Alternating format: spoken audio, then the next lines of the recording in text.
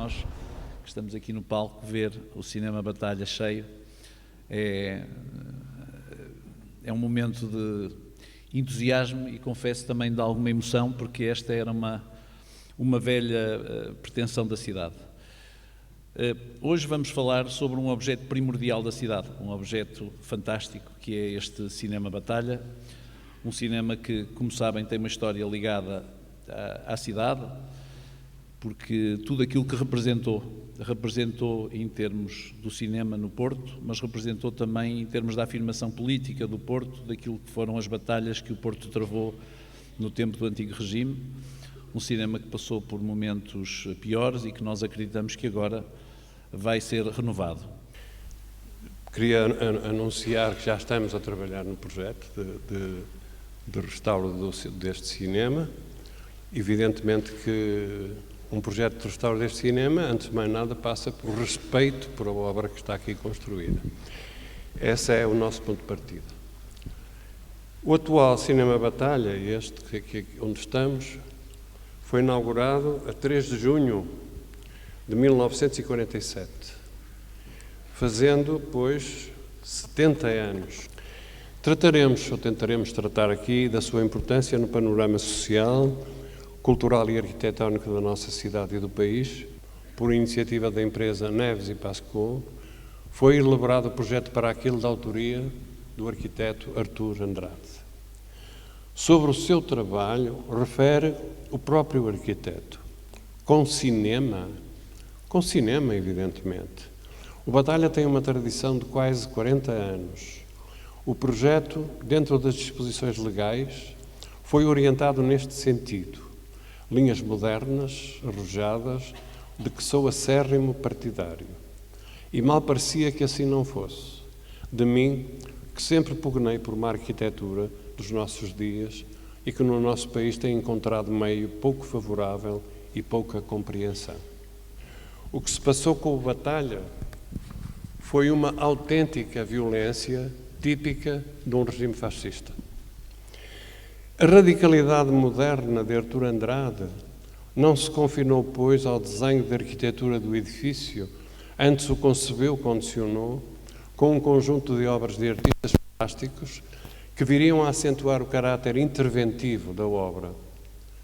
Embora Artur Andrade insista que só fez o que sabia, e sabia bastante, portanto, e só convidou a participar os seus amigos sem qualquer intenção secundária, é inegável que, para além do significado artístico, estas intervenções, quase sempre de caráter neorrealista, surgem num contexto de crescente oposição ao regime.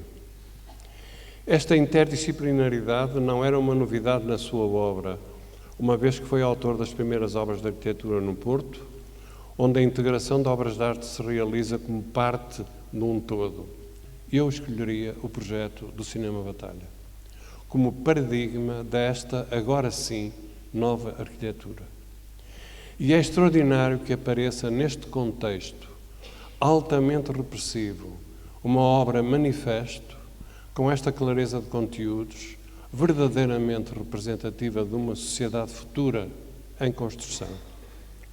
O facto de se destinar ao cinema aguçou o desejo de radicalidade, cuja comunicação pública constituiu um facto da maior importância cultural. Emprego aqui o termo cultural porque este integra não só a cultura artística de natureza mais formal, com a cultura da ação política militante numa síntese perfeita. Apetece por vezes, e tem-nos acontecido isso, agora que nos sentimos também projetistas de um espaço que, não sendo nosso, queremos preservar como se fosse, e assim nos temos encantado com a beleza e fluidez dos seus espaços, desenhados para um terreno condicionado e difícil, com um rigor compositivo insuspeitado, que revela a intencionalidade permanente do desenho, nunca sendo fortuita ou caprichosa a sua forma. E temos olhado apaixonadamente o cuidado e a sensibilidade postos pelo autor em toda a pormenorização, por vezes escondida pelo estado de ruína em que o edifício se encontra.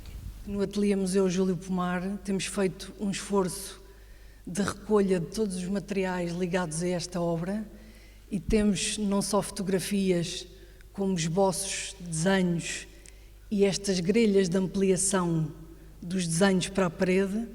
Nós temos realmente prova de que são os 2 frescos, são os 2 de Júlio Pomar. Portanto, é o próprio pintor que conta que esta obra exigiu ter andaimes, portanto, usar estes esquemas de transposição dos desenhos finais para a própria parede e, portanto, era toda ela uma obra complexa, não só por este lado técnico e metodológico, mas também porque era uma obra pública e uma obra pública que iria ter um impacto social e um impacto visual que nenhuma outra obra dele tinha tido até à data. Aliás, ele estava a começar a fazer o seu trabalho, as primeiras pinturas. Ele é preso em abril de 1947, com o painel inacabado, esses 2 cantos estão ainda em estuque. Um mês depois, cerca de um mês depois, a 17 de maio, é libertado.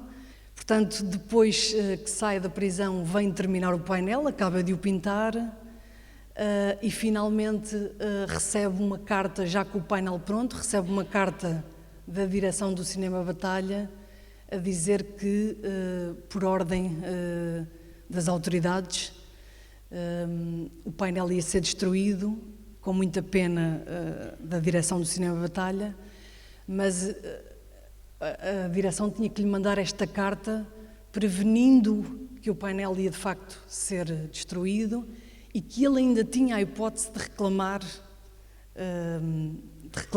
e de tentar que a obra não fosse destruída, coisa que ele não fez. Ele estava em linha de conta com o neorrealismo, que enfim é uma arte que, como sabemos, tece sempre uma espécie de comentário crítico à realidade social e que, em termos plásticos, se revertem figuras com feições duras, se refere ao mundo do trabalho. Nós vemos aí esboços de desenho em que o pintor ensaia primeiro desenhos que se referem ao mundo do trabalho, da pesca, da agricultura, e depois vai avançando e acaba por decidir que os painéis vão trabalhar a temática das festas de São João.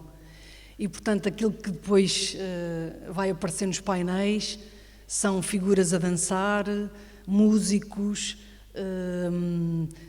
lanternas, balões, toda a composição tem figuras muito ondulantes, sinuosas, algumas com influência picassiana, com uma espécie de cara já virada para cima e bocas abertas.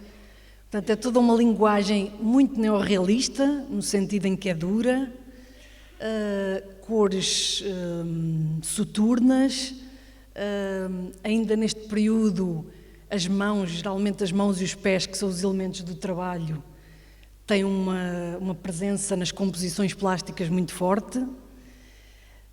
E não é por acaso, nesta altura, diz o pintor, que entre os andaimes que ele usou para pintar o Batalha e o seu minúsculo quarto que alugou aqui no Porto, fez o Almoço do Trolha, que nós sabemos que enfim, hoje é uma obra que é classificada pelo Estado português. Durante a última campanha eleitoral, todas as forças políticas, sem exceção, manifestaram a sua enorme preocupação e a sua enorme vontade em fazer aqui alguma coisa. Ou seja, este cinema não podia morrer, nós não queríamos que fosse, ninguém queria que fosse transformado num hotel ou noutra coisa qualquer.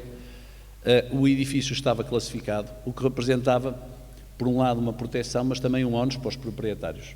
O município admitia fazer isto de 2 formas. Não queríamos seguramente avançar por um processo de expropriação relativamente a uma família com a história que tem na cidade, que aqui foi descrita. Aliás, a sociedade tem ainda como origem naqueles que foram os precursores do cinema na cidade do Porto. O município admitia adquirir, mas a família pretendia manter a sua propriedade. Isso só posso saudar, esta vontade que existe na cidade para fazer do Cinema Batalha o Cinema Batalha. Nós não queremos fazer aqui outra coisa qualquer. E finalmente as coisas acabaram por chegar a bom porto. Nós estamos, como sabem, numa fase, está-se a trabalhar muito, o Alexandre e a sua equipe estão a trabalhar muito no sentido de avançar com este processo. Ao mesmo tempo fizemos também um contacto com o Ministério da Cultura no sentido de garantir que a Cinemateca não será alheia a este projeto e que no Porto finalmente poderemos ter uma programação própria, mas associada à Cinemateca, o que nos parece absolutamente essencial.